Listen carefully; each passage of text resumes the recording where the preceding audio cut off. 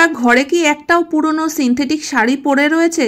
যদি থাকে সেগুলো ফেলে না দিয়ে কিন্তু এই দারুণ পদ্ধতিতে তোমরা ব্যবহার করতে পারো। আর এতে কিন্তু কোনো রকম কাটা বা সেলাইয়ের কোনো ঝামেলাই করতে হবে না। এছাড়াও আরও বেশ কয়েকটা সাংসারিক টিপস নিয়ে আজও হাজির হয়ে গেলাম। আশা করি প্রত্যেকটা টিপসই তোমাদের কাজে লাগবে। টিপসগুলো ভালো লাগলে চ্যানেলটিকে সাবস্ক্রাইব করে নিতে একদমই ভুলো না। নমস্কার বন্ধুরা, মৌস ফ্যাশনে তোমাদের সকলকে স্বাগত জানাই। তো চলো দেখে নেওয়া যাক আজকের প্রথম টিপস। বন্ধুরা সারাদিনই তো আমরা কাজকর্ম নিয়েই ব্যস্ত থাকি, কিন্তু সকালের ব্যস্ততাটা কিন্তু অনেকটাই বেশি হয়। রান্না বান্না করা, বাসন মাজা, সমস্ত কাজকর্মই কিন্তু সকালের দিকে বেশি করতে হয়। আর এই সব কাজকর্ম করা মানেই কিন্তু হাতে বারবার করে জল লাগে। তো সেই কারণে হাতটা মোছার জন্য আমাদের একটা কিচেন টাওয়েল তো অবশ্যই কিচেনে রাখতে হয়। তো অনেক ক্ষেত্রে কিন্তু এরকম হয় যে কিচেন টাওয়েলটা ঝোলানোর মতো সেরকম কোনো জায়গা পাওয়া যাচ্ছে না, বা হয়তো এখনো আমরা কিনে উঠতে পারিনি এই হোল্ডারটা বা কিচেন টাওয়েলটা। তো সেক্ষেত্রে কিন্তু আমাদের একটু অসুবিধাই হয়ে যায়। তো বন্ধুরা যতদিন পর্যন্ত তোমরা এই সমস্যার সমাধান করতে না পারছো, ঘরোয়া কয়েকটা জিনিস দিয়ে কিন্তু আমরা কাজ চালিয়ে নিতে পারি।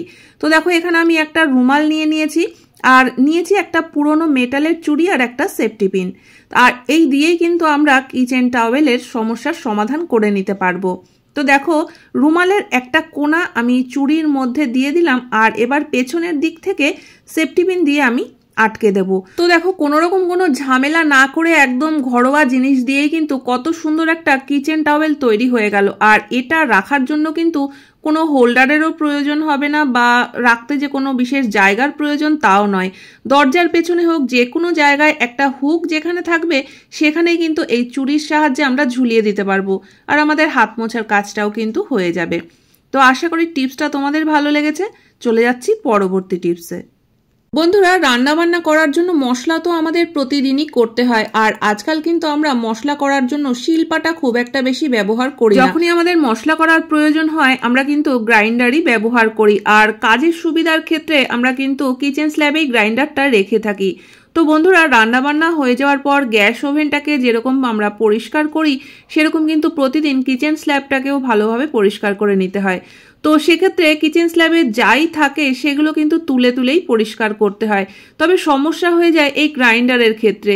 দেখবে যে আমরা টেনে হয়তো সেটাকে সরিয়ে জায়গাটা মোছার চেষ্টা করি, কিন্তু দেখবে যে এটা কিন্তু সরতেই চায় না, কারণ গ্রাইন্ডারের পায়ার দিকে দেখবে একটা রাবারের ক্যাপ মতো লাগানো থাকে, আর সেই কারণেই কিন্তু এটা একদম কিচেন স্ল্যাবের সঙ্গে আটকে বসে থাকে। তো এটা নড়ানো চড়ানো করাও কিন্তু একটু অসুবিধাই হয়ে যায়। তো সেক্ষেত্রে আমাদের এই যে প্রত্যেক দিনের একটা সমস্যা, সেই সমস্যার সমাধান করার জন্য নিয়ে নিতে পারো কয়েকটা এরকম কোল্ড ড্রিঙ্কস বা জলের বোতলের ঢাকনা। তো এরকম নিয়ে চারটে পায়ায় কিন্তু চারটে ঢাকনা এভাবে যদি আমরা লাগিয়ে দিই, তাহলে কিন্তু দেখবে এই সমস্যার সমাধান চুটকিতে হয়ে যাবে। স্ল্যাবটাকে পরিষ্কার করার জন্য রোজ রোজ কিন্তু আর এই পুরো গ্রাইন্ডারটাকে তুলে পরিষ্কার করতে হবে না, একটু টানলেই কিন্তু দেখবে খুব সহজে এটা চলে আসবে। তো আমাদের কাজটা কিন্তু অনেকটাই সহজ হয়ে যাবে। ছোট্ট টিপস হলেও আশা করি তোমাদের সকলেরই কাজে লাগবে।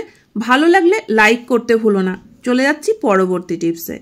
বন্ধুরা ঘরের বাইরে কোথাও বেরোনোর জন্য আমরা ব্যাগ তো সবসময় একটা সাথে রাখি, কারণ এর মধ্যে কিন্তু অনেক প্রয়োজনীয় জিনিসপত্র, মোবাইল, টাকা পয়সা সবকিছুই আমাদের নিয়ে বেরোতে হয়। আর কিছু কিছু ব্যাগ থাকে দেখবে যে সব ব্যাগের মধ্যে হয়তো এই একটা দুটো ব্যাগই আমরা বেশি ব্যবহার করি। তো প্রতিদিন ব্যবহার করতে করতে দেখা যায় যে ব্যাগটা কিন্তু একদমই নোংরা হয়ে যায়। তো আমিও কিন্তু এই ব্যাগটাকে একটু বেশি ব্যবহার করি, তো দেখতেই পাচ্ছ কতটা নোংরা হয়ে গেছে। আর এরকম নোংরা ব্যাগ নিয়ে কিন্তু বাইরে বেরোতেও খুব খারাপ লাগে, কারণ সুন্দর একটা ড্রেস পরে সুন্দর করে মেকআপ করার পর যদি এরকম একটা নোংরা ব্যাগ নিয়ে বেরোতে হয়, সেটা কিন্তু নিজের কাছেও খারাপ লাগে বা লজ্জায়ও পড়তে হয়। তো বন্ধুরা বেরোনোর সময় তো আমাদের পক্ষে সম্ভব নয় যে ব্যাগটাকে কেচে ধুয়ে শুকিয়ে নিয়ে তারপরে আমরা বেরোবো। তো একদম কম সময়ের মধ্যে আমরা কিন্তু এই ব্যাগটাকে একদম পরিষ্কার পরিচ্ছন্ন করে ফেলতে পারি, আর তাতে কিন্তু মাত্র 3-4 মিনিট সময়ই লাগবে। তো তার জন্য যে দুটো জিনিস আমাদের প্রয়োজন সেটা কিন্তু আমাদের প্রত্যেকের ঘরেই পাওয়া যাবে। তো দেখো এখানে আমি টুথপেস্ট নিয়ে নিয়েছি, আর নিয়েছি স্কিন টোনার। তো দেখো এরকম টুথপেস্টটাকে কিন্তু ডট ডট করে নিয়ে পুরো ব্যাগটাতেই লাগিয়ে দিতে হবে, আর উপর থেকে আমি একটু স্কিন টোনার দিয়ে দিলাম। আর নিয়ে নিতে হবে একটা পুরনো ব্রাশ। তো তো এবার এই দুটো জিনিস দিয়ে ব্রাশটা দিয়ে যদি একটু ঘষে দেওয়া যায় তাহলেই কিন্তু দেখবে যে মিনিটেই একদম ব্যাগ পরিষ্কার হয়ে গেছে। তো ভালো করে ঘষে নিয়েছি আর এবার এখানে আমি একটু তুলো নিয়ে নিয়েছি, তো তুলোটা দিয়ে একটু মুছে দিলাম। তো তুলোটা দেখলেই কিন্তু বুঝতে পারবে যে কতটা নোংরা উঠে এসেছে। তো ভালোভাবে পুরো ব্যাগটাকে মুছে দেওয়ার পরে একটা শুকনো কাপড় নিয়ে নিতে হবে। তো তারপরে এই শুকনো কাপড়টাকে দিয়ে আবার আমরা ব্যাগটাকে একটু মুছে দেব।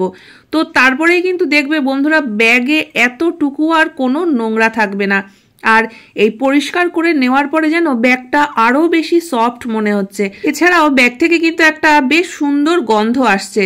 তো তোমরা কিন্তু যে কোনো ধরনের ব্যাগ, লেদার ব্যাগ হোক বা যে কোনো কিছুই তোমরা এই পদ্ধতিতে পরিষ্কার করে নিতে পারো। তো বন্ধুরা চলে যাচ্ছি পরবর্তী টিপসে।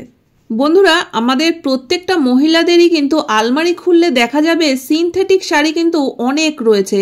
তো সেগুলো হয়তো কয়েকবার পরা হয়ে যাওয়ার পর হয়তো আর পরতে ভালো লাগে না বা হয়তো রংটা নষ্ট হয়ে গেছে, অথচ এই শাড়িগুলো কিন্তু আমরা বাদও দিতে পারি না, আলমারিতে পড়ে থাকে আর শুধুই আলমারির জায়গাটা নষ্ট হয়। তো বন্ধুরা যদি তোমাদের আলমারিতে এরকম পুরনো সিনথেটিক শাড়ি থাকে সেগুলো ফেলে না রেখে কিন্তু তোমরা এই পদ্ধতিতে ব্যবহার করতে পারো। এতে করে কিন্তু আমাদের বেশ কিছু সমস্যারও সমাধান হয়ে যাবে বা কিছু টাকাও বেঁচে যাবে। তো তার জন্য যে কাজটা করতে হবে, তো দেখো এখানে আমি একটা সিনথেটিক শাড়িকে খুলে নিয়েছি, তবে এটা কিন্তু একদম পুরো খুলবো না, মাঝখান থেকে একটা ভাঁজ রেখেছি আর তারপরে পুরো শাড়িটাকেই কিন্তু আমি এইভাবে কুচি করে নেব। তো দেখো এখানে আমি পুরো শাড়িটাকেই কুচি করে নিয়েছি আর এবার কিন্তু ঠিক শাড়ির মাঝ বরাবর থেকে কোনো একটা কিছু দিয়ে আটকে দিতে হবে। তো তোমরা দড়িও ব্যবহার করতে পারো বা রাবার ব্যান্ডও ব্যবহার করতে পারো। তো আমি এখানে রাবার ব্যান্ড দিয়ে আমি মাঝখান থেকে আটকে দিলাম। তো এই যে জিনিসটা আমরা তৈরি করেছি, এবার চলো দেখা যাক এটা আমরা কোথায় কিভাবে ব্যবহার করব। বন্ধুরা আমাদের প্রায় সবার বাড়িতেই কিন্তু ডাবল সিলিন্ডার রয়েছে, কিন্তু কিচেন যদি মডিউলার না হয় তাহলে আমাদের এই সিলিন্ডারটাকে কিন্তু যে কোনো জায়গায় ঘরে বা বারান্দায় কোথাও রাখতে হয়। তো এইভাবে রাখলে দেখতেও কিন্তু খুব খারাপ লাগে। তো যদি আমরা সিলিন্ডারের কভার কিনতে যাই সেক্ষেত্রেও কিন্তু বেশ কিছু টাকা খরচা হবে। তো যে জিনিসটা আমাদের ঘরে পড়ে রয়েছে সেই জিনিসটা দিয়ে কিন্তু আমরা এই কভারটাকে বানিয়ে নিতে পারি। আর এটা বানাতে কিন্তু না কোনো কাটাকাটি করতে হবে বা সেলাই করতে হবে, না এর পেছনে কোনো পয়সা খরচা করতে হবে। তো দেখো কত সুন্দরভাবে কিন্তু একদম ঘরে পড়ে থাকা জিনিসটা দিয়ে আমরা সিলিন্ডারের কভার তৈরি করে ফেলতে পারলাম। আর জিনিসটা কিন্তু দেখতেও বেশ সুন্দর লাগছে। তো যদি তোমাদের সিলিন্ডার ঘরে বা বারান্দায় কোথাও রাখতে হয় তাহলে কভার যদি কিনবে ভাবো, সেক্ষেত্রে না কিনে কিন্তু তোমরা ঘরে যে সিনথেটিক শাড়ি আছে সেগুলো দিয়ে এরকম একটা কভার বানিয়ে নিতে পারো। আশা করি বন্ধুরা টিপসটা তোমাদের কাজে লাগবে। ভালো লাগলে অবশ্যই একটা লাইক করো। চলে যাচ্ছি পরবর্তী টিপসে। আর এই টিপসটাও কিন্তু সিনথেটিক শাড়ি সংক্রান্ত। তো বন্ধুরা দেখো এখানে আমি একটা পিলো কভার নিয়ে নিয়েছি, তবে এই পিলো কভারের চেন রয়েছে। যদি তোমাদের পিলো কভারের চেন না থাকে সেক্ষেত্রেও কিন্তু আমি বলে দেবো যে তোমাদের কি করতে হবে। আর নিয়ে নিয়েছি আমি দুটো সিনথেটিক শাড়ি। প্রথমে কিন্তু শাড়িগুলোকে খুলে নিতে হবে, কারণ একদম ভাঁজ করা অবস্থায় শাড়ি কিন্তু আমরা ইউজ করব না। তো শাড়িটাকে খুলে নেওয়ার পরে তারপরে কিন্তু এই পিলো কভারের মধ্যে আস্তে আস্তে করে দিয়ে দেবো।